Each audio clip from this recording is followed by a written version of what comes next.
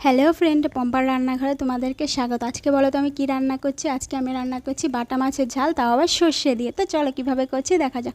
আমি বাজার থেকে মাছগুলো আনার পরে ভালো করে ধুয়ে নুন হলুদ মাখিয়ে কিছুক্ষণ রেখে দিয়েছিলাম। তারপর তেলের মধ্যে দিয়ে লাল লাল করে ভেজে নিয়েছি। সেই তেলে কালো জিরে ফোড়নে দিয়েছি। জিরেটা ভাজা ভাজা হলে নুন দিয়েছি, পরিমাণ মতো হলুদ দিয়েছি, একটুখানি জিরে গুঁড়ো দিয়েছি আর লাল লঙ্কার গুঁড়ো দিয়েছি। ভাজা ভাজা হয়েছে আর একটুখানি চিনি দিয়েছি, দিয়ে সেটাও একটু ভাজা ভাজা করে দেখো আমি কিন্তু সর্ষেটা যে বেটে রেখেছিলাম, আমি সাদা সর্ষে আর কালো সর্ষে মিশিয়ে বেটেছি। 2 চামচ কালো সর্ষে নিয়েছিলাম, 1 চামচ সাদা সর্ষে নিয়েছিলাম, নিয়ে ভালো করে বেটেছি। আর তোমরা জানো আমি সর্ষে সবসময় ছাঁকনি দিয়ে ছেঁকে দিই। দেওয়ার পরে সর্ষে দেওয়া বাটিটা ধুয়েও একটু জল দিয়েছি দেখো। তারপর একটু নেড়ে চেড়ে কিন্তু মাছগুলো দিয়ে দিয়েছি। মাছগুলো যখন একটু ফুটে গেছে আর একটু তেল ছেড়ে দিয়েছে, কয়েকটা উপর দিয়ে কাঁচা লঙ্কা ছড়িয়ে দিয়েছি। দিয়ে আর হালকা আছে আর একটু করে নেড়ে চেড়ে আমি আরেকটু করে জাল করে নিয়েছি। তারপর দেখো তেলটা কি সুন্দর ভেসে গেছে। এটা খেতে এতটা ভালো হয়েছিল যে বলে বোঝাতে পারবো না।